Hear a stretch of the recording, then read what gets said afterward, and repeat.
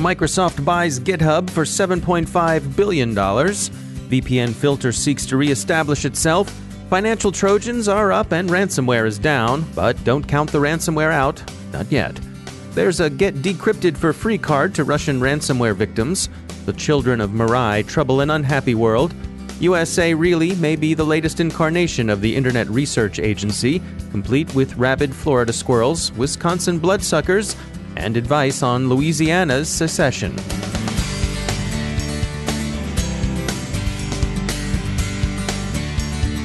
Time to take a moment to tell you about our sponsor, Komodo. Here's the bad news. There is no way you will ever be able to stop malware from entering your network. The good news is Komodo renders malware useless. That's why Komodo customers can click on anything. Over 120 million new pieces of malware were created in 2017. So even at 99%, you're still a target for 1.2 million pieces of malware. If you do the math, that's still over 3,000 problems per day that current solutions cannot solve. Komodo doesn't settle for 99%, and neither should you. They put those 3,000 daily problems into a lightweight, kernel-level container where the malware's rendered useless. With Komodo's patented auto-containment technology, they bulletproof you down to hour zero every time, solving the malware problem. So with Komodo, you can say with confidence, I got 99 problems, but malware ain't one. Go to enterprise.komodo.com to learn more and get a free demo of their platform. That's enterprise.komodo.com. We thank Komodo for sponsoring our show.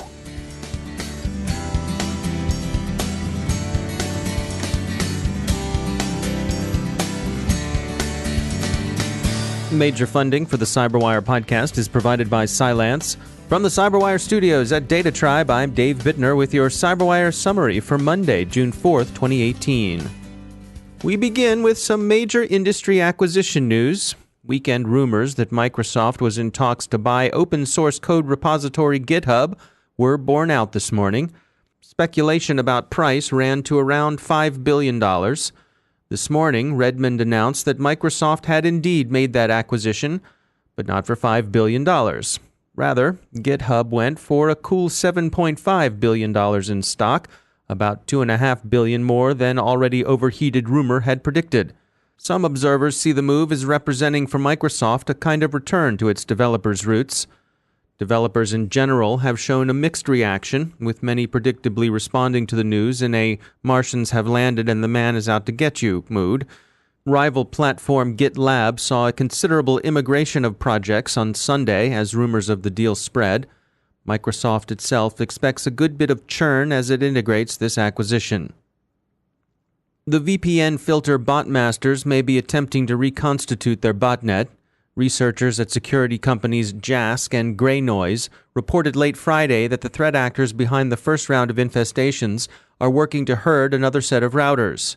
In an attempt to work around the US FBI's sinkholing of the To Know All domain, they're actively scanning MikroTik routers with port 2000 exposed online, and they're looking only for routers in Ukrainian networks. The focus is unsurprising, given that the threat actor in question is widely believed, on compelling if circumstantial evidence, to be Fancy Bear, also known as APT-28, also known as Russia's GRU. The interest in Ukrainian targets is significant, but no one in any country should be blasé about the possibility of router infection. The FBI's advice remains good, and the Bureau regards this episode as a teachable moment. As Symantec's Vikram Thakur told Dark Reading, the Bureau is, quote, trying to get the word out that people should reboot their routers and set up regular routines for doing firmware upgrades, end quote. So cycle power on your Soho router and update your firmware. The seesaw of criminal practice currently seems to be tilting financial Trojans up and ransomware down. Ransomware is, of course, still significant. Alien Vault notes that the Satan ransomware family has adopted new approaches to spreading itself, some of them involving the Shadow Broker's Eternal Blue exploit. And where are the Shadow Brokers these days? It's been a while since they've been heard from. In another ransomware development that affords some insight into the complex relationship between ransomware extortionists and either national pride or relationships with national security services, the authors of the SIG-run ransomware are offering free decryption to Russian users. They tried to avoid infecting Russian users by the rough-and-ready method of detecting a Russian keyboard, but sometimes things happen. So what would cost an American user about $2,500 in Bitcoin or Dash, a Russian user can get for free. Bleeping Computer consulted the Malwarebytes security researcher who noticed the discount. He told them that the SIG-run hoods are also willing to help out Ukrainian users. The Ukrainian Cyrillic keyboard layout is sufficiently different from the Russian to permit a normal infection rate in Ukraine. Best not to get infected in the first place, so click with caution and treat email attachments with due suspicion. And should you wind up infected with SIG-run or any other ransomware variant, your best assurance of resiliency and ability to recover is regular, secure backup. NetScout Arbor reports that criminals continue to make extensive use of evolved forms of Mirai for denial-of-service attack flavors Satori, GenX, OMG, and Wicked. Satori added remote code injection exploits. GenX relies on external scanning and exploitation tools. OMG added HTTP and SOX proxies. And Wicked, the latest evolution, has moved from credential scanning to RCE vulnerability scanning. FireEye says a new site that popped up last month, USA Really, is in fact a Russian information operation run out of the same building in St. Petersburg that housed the famous internet research agency Troll Farm. As FireEye's iSite manager of information operations analyst puts it to McClatchy, quote, "We're not saying it is the internet research agency, but there are a number of indicators that suggest it is." Some of the features are charmingly bizarre. For example, blood-sucking monsters invade Wisconsin. The denizens of Milwaukee will recognize this as a reference to what are normally called mosquitoes. Louisiana ought to secede again, on account of if it were a country, it would have the 45th largest economy. Rabid squirrels are infesting Florida, possibly an homage to Peter Singer's famous ruminations about the squirrel threat to the power grid, and so on. But the intent is thought to be malign erosion of such civic trust that Americans may still enjoy, or so we hear. USA Really popped up on May 17th. It had a Facebook page until reporters asked Facebook Friday, "Hey, how about it?" At which point Facebook took them down. They've still got their Twitter feed, at least the last time we checked. Their come-on is mistrust. Don't get your news from the mainstream media or their puppets in the political classes. If you want the skinny on the rabid squirrels, the deep state's not going to come clean with you. But while the boys and girls on Savushkina Street talk Russian among themselves, they'll talk straight to you. Or so they say. Now a moment to tell you about our sponsor, Observit. It's 2018. Traditional data loss prevention tools aren't cutting it anymore. They're too difficult to deploy, too time-consuming to maintain, and too heavy on the endpoint. They are high maintenance and require endless fine-tuning. It's time to take a more modern approach. With Observit, you can detect insider threats, investigate incidents quickly, and prevent data loss. With its lightweight agent and out-of-the-box insider threat library, Observit is quick to deploy and far more effective at stopping data from leaving your organization. That's because Observit focuses on user behavior. It's built to detect and respond to insider threats, and it's extremely difficult even for the most technical users to bypass. Bring your data loss prevention strategy into the modern era with Observit. Learn more at observit.com/cyberwire. That's observit.com/cyberwire. And we thank Observit for sponsoring our show.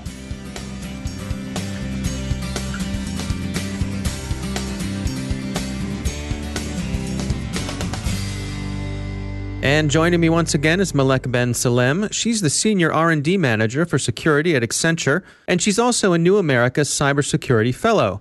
Malek, welcome back. You have some interesting research that you wanted to share about using behavioral biometrics for detecting mental disorders. What's going on here? Thanks, Dave.